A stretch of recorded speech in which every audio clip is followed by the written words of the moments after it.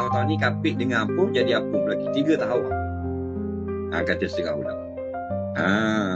Hari je puasa. Tahun lepas apung dosa. Tahun lepas banyak ni dosa kita.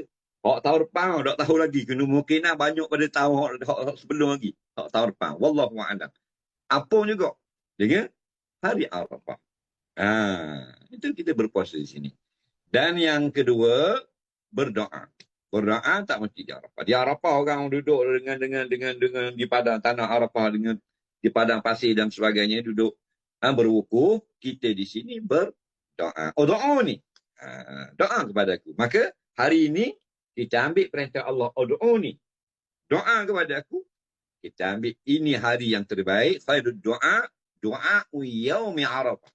Nabi kata khairul doa. Antara doa yang paling baik ialah doa yaumi Arafah. Doa pada hari Arafah pada 9 Dzulhijjah. Dah doa gua ada. Ikut pandang dalam hati banyak doa-doa Rasulullah, doa maksur. Kita duduk di Kota Baru ni doa lah pada minta panjang umur. Ya Allah, ya Tuhanku, berkat hari Arafah ini, hari yang berkat. Hari orang-orang membesarkanmu di tanah hukum dan sebagainya. Untuk panjangkan umur aku agar aku sempat beribadat kepadamu. Doa apa saja. Asalkan doa itu baik. Doa bahasa Melayu boleh, bahasa Arab boleh, Kamboja boleh, Perancis pun boleh.